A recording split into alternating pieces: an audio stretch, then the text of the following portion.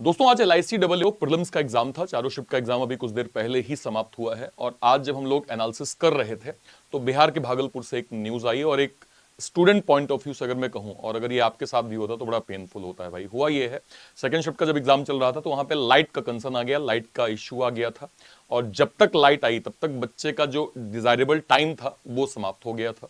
तो second shift का exam cancel हुआ, उसके बाद नेक्स्ट शिफ्ट के भी एग्जाम भी जो है वो कैंसिल हुए। उसके बाद यहाँ पे वीडियोस भी हमने देखे जहाँ पे बच्चे काफी परेशान दिखे, है ना। वहां पे शायद अथॉरिटेटिव लेवल पे लोग भी थे, है ना। पुलिस भी थी वहां पे जिन्होंने बच्चों को समझाया। इसके बाद काफी देर तक जो है वो थोड़ा सा बच्चे परेशान भी थे। इसके बाद अभी जस्ट LIC की तरफ से ऑफिशियल एक स्टेटमेंट आया है, जरा आप ध्यान से एक बार पढ़िए।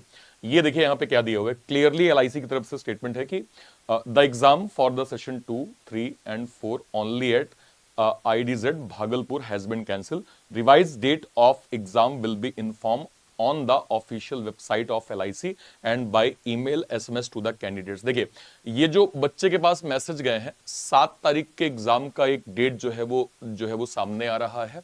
ये 7 तारीख का एग्जाम इस सेंटर पे वापस जो है वो हो जाएगा, तो बिल्कुल इस पे कुछ परेशान नहीं होना है। अथॉरिटी लेवल पे ये एग्जाम को रिकंडक्ट करने का जो है वो अनाउंसमेंट हो चुका है, तो निश्चिंत होके जिनका एग्जाम यहाँ पे कैंसिल हुआ है वापस से आप एग्जाम जो है वो दे सकते हैं, एकदम परेशान होने की आवश्यकता नहीं है। अब जब ये जो है वो छोटा सा जो ये कंट्रोवर्सी हुई है, इसमें मेरी कुछ रिक्वेस्ट है अथॉरिटेटिव जो है वो लेवल पे, स्पेशली IBPS से, SPI से, या फिर मैं कहूँ आज LIC जो है वो एग्जाम ये जो है वो करवा रहे हैं। ना केवल यहाँ पे ये वाली प्रॉब्लम होती है, कुछ प्रॉब्लम और आप समझिए। एक प्रॉब्लम जो हमने देखा है, मैं बिल्कुल विनम्रता पूर्वक ये रिक्वेस्ट करूंगा स्टूडेंट के बिहाफ में, क्योंकि आप समझिए 1 घंटे का समय आपको मिलता है, उसमें भी आपके पास 20 मिनट मिलता है। मतलब मैथ्स में 20, रीजनिंग में 20, इंग्लिश में 20, उसमें भी आपको सिलेक्टिव नंबर। आजकल अगर आप कट ऑफ देखें, जैसे अभी कल परसों IBPS का क्लरिकल का एग्जाम है, अर्लियर ट्रेंड में हमने क्या देखा है कि बच्चों के अटेम्प्ट्स अच्छे खासे रहे हैं, 80, 85 और कट ऑफ भी आसपास गया है। तो आपको एक दिमाग में आपको होता है कि नहीं यार, मुझे ना सही सेलेक्टिव अप्रोच के साथ जो है वो मैक्सिमम अटेम्प्ट्स भी करने हैं, और वो प्रैक्टिस आप मॉक में कर रहे होते हैं।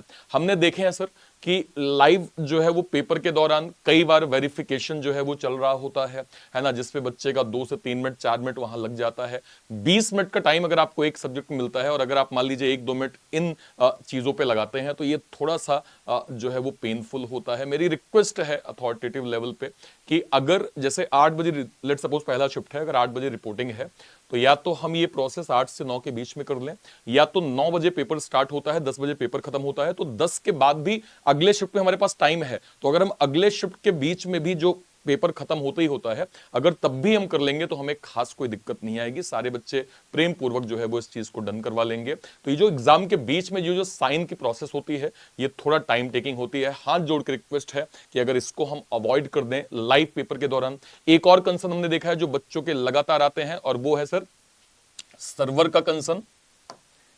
एक क्लियरली सर्वर का कंसर्न, मतलब मैं यहां पे सीधे सीधे लैपटॉप का कंसर्न बोलूंगा। लैपटॉप वर्क नहीं कर रहा है, सिस्टम वर्क नहीं कर रहा है, सिस्टम हैंग हो रहा है सर, माउस मेरा काम ही नहीं कर रहा है सर, कर्सर जो है वो चेंज ही नहीं हो रहा है सर, मैं लगातार कर रही हूं, हो ही नहीं पा रहा है। तो सर एक बार अगर ये भी हम क्रॉस चेक कर लें, क्योंकि सर अगर ऑनलाइन पेपर है और ऑनलाइन व्यवस्था ही सही नहीं होगी तो सर वो भी एक मतलब हो सकता है मैंने तैयारी बहुत अच्छी करी है, लेकिन मैं इन सिस्टम की वजह से हो सकता है मेरे अटेम्प्ट्स कम हो जाए सर। तो अगर इन 2 चीजों को हम एश्योर कर लेंगे या इंश्योर कर लेंगे प्रॉपर, शायद एक बच्चा ये चीज पे तो क्लियर रहेगा कि देखो यार मेरी मेहनत थी, मैंने अपना जो है वो बेस्ट किया। ठीक है, मैं मानता हूं अगर रिजल्ट मेरे फेवर में आया है तो मेरे से ये मिस्टेक हुई है या मैंने ऐसा किया इसलिए मैं पास हो गया, और अगर मैं नहीं क्लियर कर पाया तो हाँ भाई मेरी यहां पे गलती थी, मैथ में ये गलती थी, इंग्लिश में ये गलती थी, ये एक बार फिर भी सेटिस्फैक्ट्री होता है। बट अगर मैं कहूं कि नहीं सर मेरे पास 20 मिनट का टाइम था, शायद अगर ऐसा कुछ दिक्कत ना होता तो मेरे अटेम्प्ट्स कुछ और बढ़ जाते हैं। तो ऐसा जब दिमाग में होता है ना सर, तो वो थोड़ा सा लगता है कि नहीं यार कुछ और बेहतर हो सकता था। तो मेरी हाथ जोड़ के रिक्वेस्ट है सभी जो है वो अथॉरिटी लेवल पे कि एटलीस्ट जो एक वेरिफिकेशन की प्रोसेस है, काद साइन जो लाइव पेपर के दौरान होता है, अगर उन्हें हम या तो 9 से पहले या तो 10 के बाद कर देंगे तो वो एक अच्छा हो जाएगा। और अगर सिस्टम की प्रॉब्लम हैंग कर रहा है, अगर ये वाली दिक्कत ऐसी कुछ आ रही है, तो इसको अगर हम सही कर लेंगे तो शायद एक जो बच्चे का ये बेसिक कंसर्न है वो जो है वो नहीं रह जाएगा और बच्चा एक अच्छे से प्रॉपर वे में अपना एग्जाम जो है वो दे पाएगा। आप यहां पे देख सकते हैं कुछ मैसेज इसके बाद मैंने देखे, और ये मैसेज भी आप देखिए, जैसे एक बच्चे ने लिखा कि सर जयपुर में जो है वो सिस्टम सही नहीं था। किसी ने यहाँ मैसेज किया कि सर जो है वो गुवाहाटी सेंटर में भी सिस्टम जो है वो गड़बड़ दिया हुआ था। यहाँ पे आप देखिए, मैं जबलपुर से हूँ, मेरे साथ भी ऐसा ही हुआ, बगल वाले का सिस्टम, भैया का सिस्टम चालू नहीं हुआ और दूसरे सिस्टम में बिठाया गया। फिर एग्जाम के दौरान फिर से सिस्टम जो है वो ऑफ हो गया।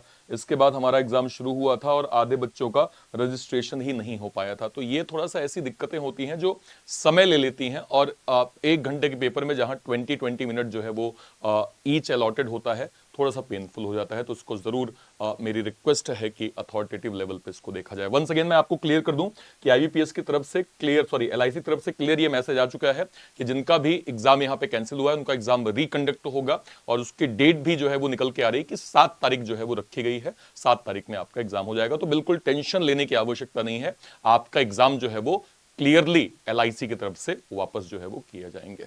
टिल देन, जय हिंद, जय भारत, थैंक यू।